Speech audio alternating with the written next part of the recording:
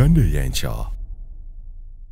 General Otafire, the Minister for Internal Affairs, who I think has now turned this ministry into his retirement nest, he never attends Parliament. So can the Prime Minister tell us and assure Parliament that Judge Otafire, who is using the ministry as a retirement, will now come here and answer? The Honorable Otafire and General Muhoozi are the members of Cabinet who are charged with the responsibility of that docket. Remember, we agreed here that we have a rota where ministers will be attending, especially those ministries that have more than one minister. And so when you see General Muhoozi here, the ministry is ably represented.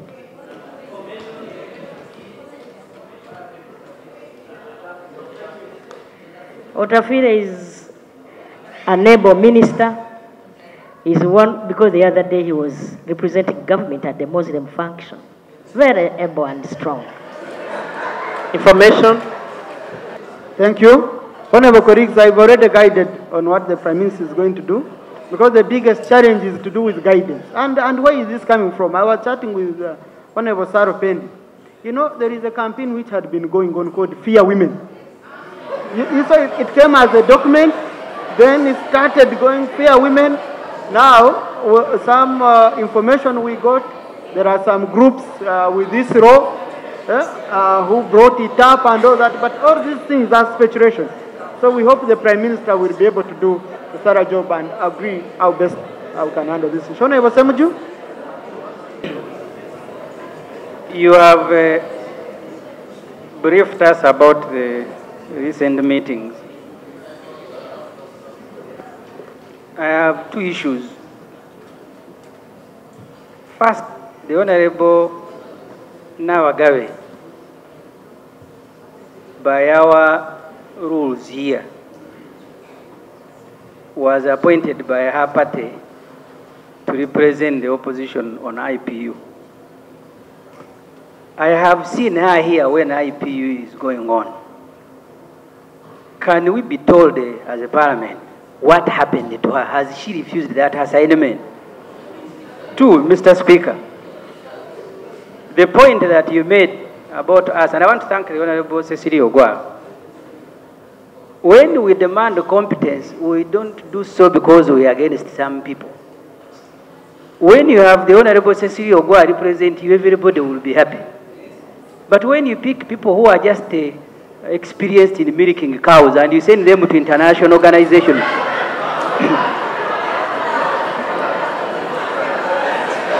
Point of order.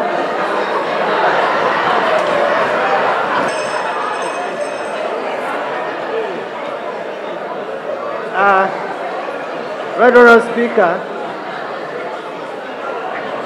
Right Honourable Speaker. Colleagues, please, let's listen to Honourable colleague. Is it in order, Right Honourable Speaker, for a senior member of this House to use a language that demeans people who know a certain activity and try to present them as incompetent? Is Honourable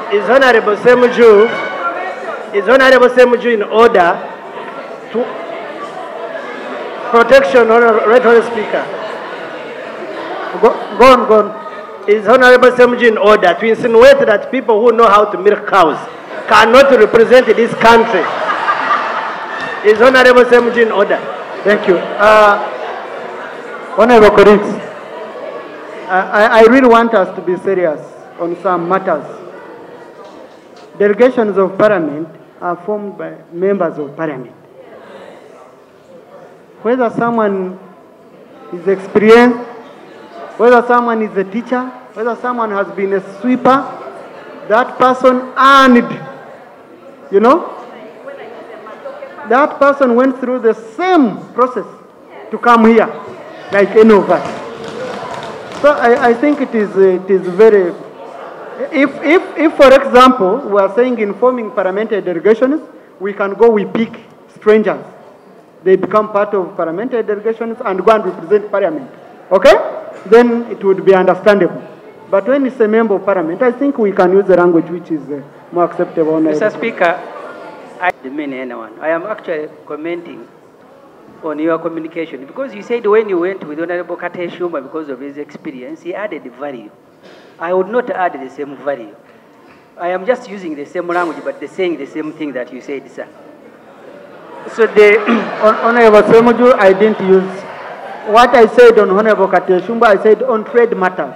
We handle matters that are different. When it's matters to do with medical, I will pick a medical doctor. When it's matters to do, you get it?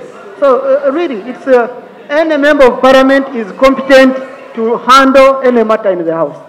So let us respect each other. I am sorry, Mr. Speaker. The second point I wanted to raise, Mr. Speaker. No, when a member is sorry, colleagues, it is noted on the answer. Okay? Yeah. All right. Finally, Mr. Speaker, we want to be one delegation at international conferences. But when you have tortured me here, you have brutalized me. It is like people who brutalize their spouses. When you appear in public, it will show on your faces. In fact, for me, if you take me to an international conference, I may not be as smiling as NRM. So can I be guided? After torturing us here and then you put us on the same plane to go and representing Uganda, how do you want us to behave when we reach there? Thank you. I want to confirm to honorable colleagues. That all members of parliament we put on delegations are always smiling. And I also want to confirm that from all sides, you are always robbing to be put on those delegations. Yes, I want to put it on record that from all sides, opposition, NRM members ask to be put on delegations. Yes. So, and those ones who don't want to be put on delegations, I would be happy once you create space for others. You'd have made my work with it. But what I said, which is very critical, Honorable Ssemujju, listen, before you go as colleagues, you always have an agenda. You meet, you agree on how to discuss an agenda. Okay? And I believe the head of the delegation will always agree with you. It doesn't mean that you go to hide everything, say you go to, no. But you go in knowing that the government might be doing something wrong, but what I'm doing, am I damaging the country? You differentiate between damaging a government and damaging a country. And that, of course, depends on your own judgment as a colleague. So far, the delegations I've had, we've not had issues of that nature. Now people have known a shortcut. If you want stand procedure. Thank you, Right Honorable Speaker. I want to join the colleagues to applaud your team that ably represented us in that international conference, and particularly when you made a clarion call on the United Nations Security Council to consider according Africa 2 permanent seats. But, Mr. Speaker, it may take ages until Africa has a nuclear weapon. Mr. Speaker, in your communication, this terror alert, we had a recent one, and they normally come from the conceptual West. The other one of the United States government. Now, this time, United Kingdom terror alert. And they are always, more often than not, they predict accurately. Even this one may come to pass. But it's good that you interacted with the member of parliament of the United Kingdom. No, I read the answer. I didn't interact. It's good you read that answer. The answer, yeah. And the answer helped to let the cat out of the basket. And you got to know that Uganda is working in isolation. There is a serious gap, maybe, in intelligence. Intelligence gathering is one thing, but intelligence sharing is another. This particular MP is castigating Uganda for working in isolation, for not reaching out or cooperating with these superior powers that have always been predicting these terror alerts.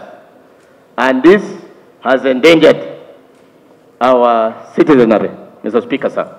Don't you think it would be prudent to require a statement from the relevant line minister to explain why they are working in isolation and are failing to move from isolation to cooperation in sharing intelligence? Thank you. Right Honourable Prime Minister. Right Honourable Speaker, the relevant minister will come here and he will come here at an appropriate time, Right Honourable Speaker. So can we give it Tuesday, Right Honourable Prime Minister? Next week. Okay, very good. Thank you. Is the issue of the current DNA tests. Now, I don't know whether some of you are foreign victims. That's an issue which you swallow alone quietly. So some of you might be seated on it, but we have councillors in Parliament. If you're having such a challenge, such a problem, please. But why I've talked about this issue, Right Honourable Prime Minister and Honourable colleagues, is because I think we need to guide the nation. Right Honourable Prime Minister, you need to come out, you guide the nation. Because what is going on, innocent children are falling victims.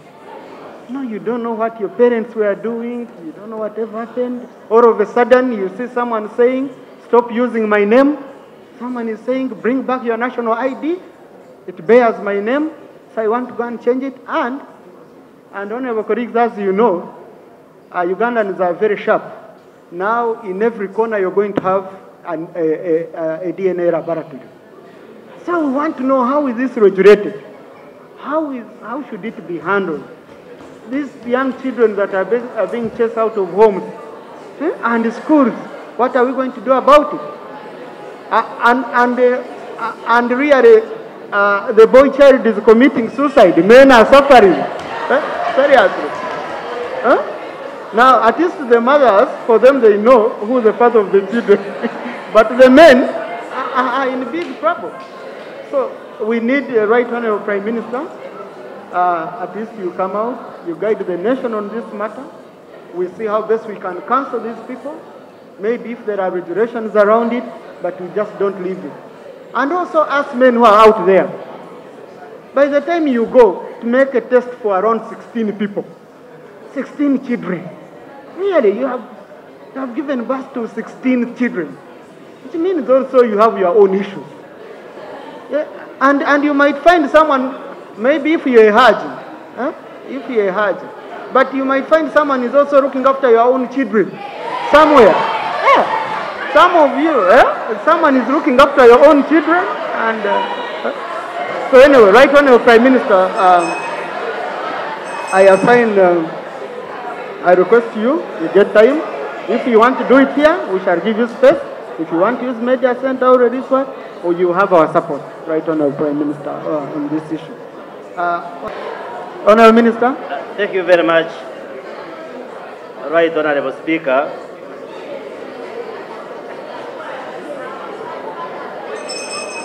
Thank you very much, Right Honourable Speaker. I also don't know what is motivating married men to rush for DNA tests, because it has become another pandemic. But I have discussed... But, colleagues, let's, please, colleagues, let's have order on this matter. You see, you might find in this house, we even have some of them hiding children. And some of you fathers knowing that you have children somewhere and you're hiding. So it's a serious matter. Let's not put a lot of emotion. Honourable Gavumenti.